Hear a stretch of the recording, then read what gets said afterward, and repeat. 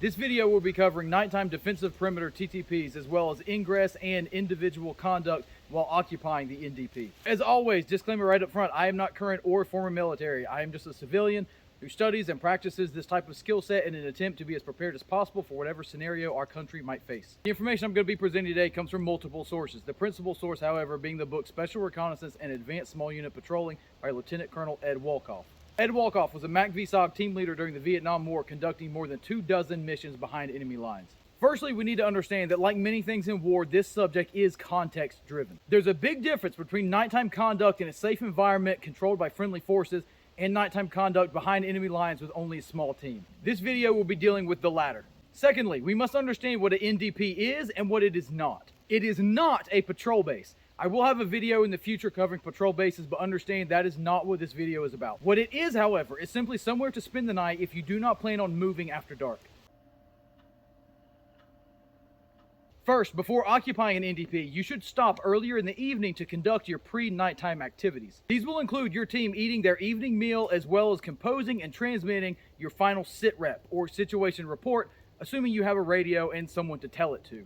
Meals of any kind are not to be eaten after you have occupied your NDP, and radio transmissions are not to be made after you have occupied your NDP. It is also during this stop that either you or your team's designated team leader will consult your map and choose at least 2 prospective NDP locations. You're going to be looking for 2 different criteria when picking out your prospective NDP. One is a site that is relatively close to your current location, and 2 is a site that offers some form of defensive advantage. Keep in mind that the term defensive advantage extends beyond the topography simply being advantageous for a firefight. It can and should include visual concealment through means of dense vegetation and folds in the earth. What do I mean by folds in the earth? Well, simply something like this small hill behind me. This is much more advantageous to concealing you and your team as opposed to being in a flat area. Examples of other defensive advantages would be using a briar thicket or a mosquito-infested swamp or marsh area as your NDP. Choosing such an area would mean that you are far less likely to be discovered by enemy patrols while occupying your NDP. This is because an enemy that is familiar with the terrain will likely avoid such areas unless specifically ordered to search them. If it's miserable for you, it's going to be miserable for them, and they don't want to be there. The reason you're going to choose 2 prospective NDP locations from your map is so that if you move to the first one and deem it unsuitable, you can continue to your secondary position without losing time. When you approach your NDP location, you should always pass and observe that location at a distance to determine its suitability. Once you have deemed the location suitable for an NDP, you should always fish hook back into that position so that you can observe your back trail. So what do I mean by fish hooking into your location? What that means is simply if you have chosen this peak right here is going to be your NDP, you don't want to walk straight to that peak. You want to actually walk by that peak around this side and then fish hook back into that peak. That way, when you're occupying your NDP, you have observational fields on your back trail to pick up enemy trackers. So now that you have occupied your NDP, your first order of business is going to be reconning the perimeter. This check is to determine if there is an enemy presence in the location and to make sure that you and your team are a safe distance away from any trails or high-speed avenues of approach. I will tell you from experience that trails and even roads sometimes are almost impossible to see through the woods until you actually step out onto them. Multiple times I've been hiking and stepped out onto an old log trail or an old ATV trail and had no idea it was there until I literally was in the middle of it. To give you an example of this, there is a trail at the top of this hill right here that you would never know was there from just standing here looking at it. You would actually have to walk up there to see it.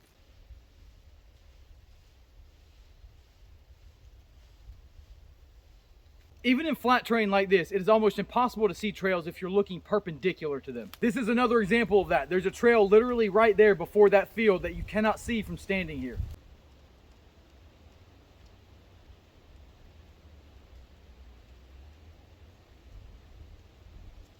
This is why you must do a full 360-degree recon of your NDP location. Depending on terrain and vegetation, this recon could extend from 20 meters up to 100 meters outside of your perimeter.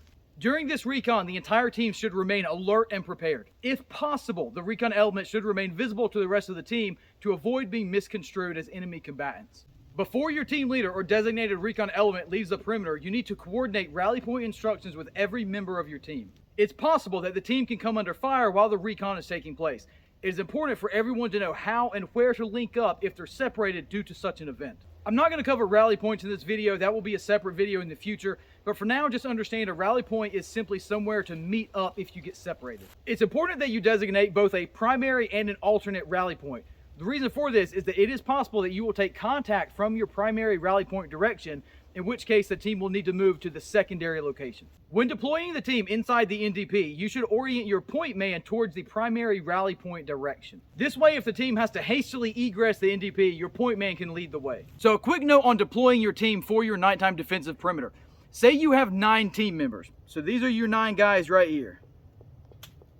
You might think it would be a good idea to spread them all out evenly so they can all have interlocking fields of fire, and each man will be covering a smaller area. While this is true, there is one major disadvantage to deploying like this. Each person is by themselves, meaning they do not have anyone with them to assist them with any task or to keep them awake. A better option would be to take your 9 team members and divide them into 3 teams of 3. Now, yes, this makes it where they have a little bit of a larger area they have to cover so that we can get these interlocking fields of fire, but this also provides us with some big advantages. Number one is being that you are automatically creating a buddy system. That means one of these guys can sleep at a time in rotation while the other 2 stay awake. And since there's 2 people awake at the same post, they can help keep each other alert. Also, if one of these become a casualty during a firefight or another incident, you have one person that can help the wounded and then one person that can carry their gear. First, if you have night vision capability, you're going to go ahead and put that on at dusk. That way, when darkness falls, you're ready to go. With the exception of defecation, medical needs, changing layers of clothing, or retrieving sleeping equipment, your rucksack should stay on.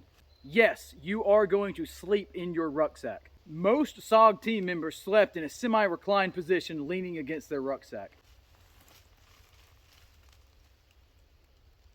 This is not at all an uncomfortable position. You can get some pretty good rest like this. Now, although you're not going to actually remove your rucksack, it is acceptable for you to loosen all of these straps as well as unbuckle your LBE and your rucksack hip belt.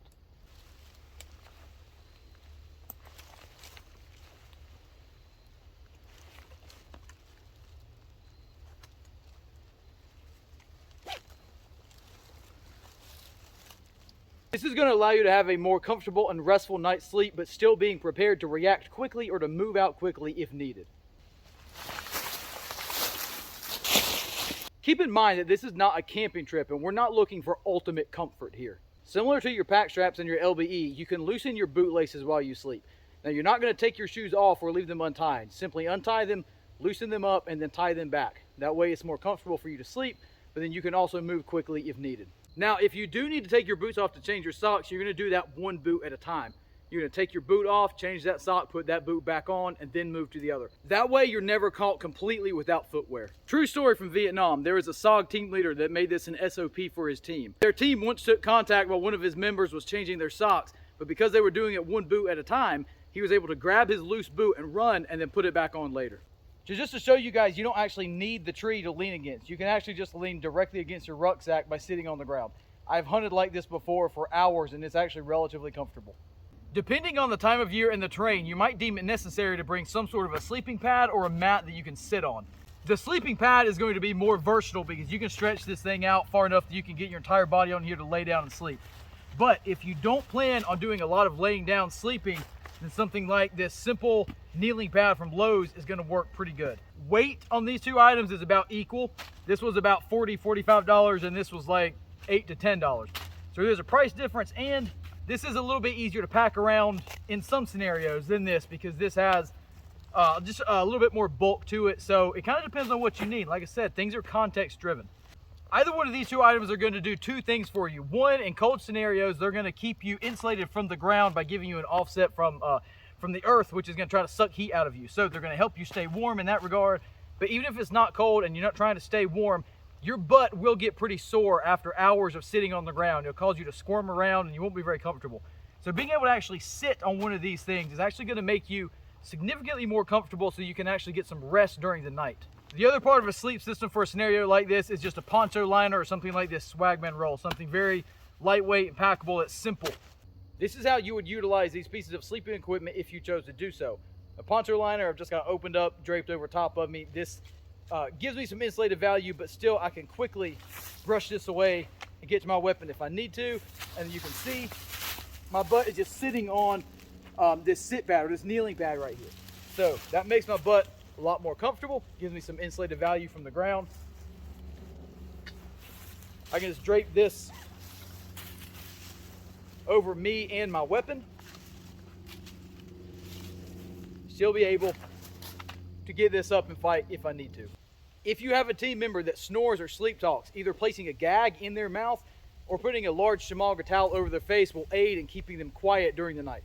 If your NDP is going to utilize a wakeful watch, then consider carrying caffeinated gum with you. This will help you stay awake during your shift. But if you do that, be aware that chewing does impair your hearing ability to some extent. All sleeping equipment should be packed away prior to dawn, and you should be ready to move out at first light. That's going to be it for this video, guys. I hope you enjoyed it. Thank you for watching, and I'll see you next time.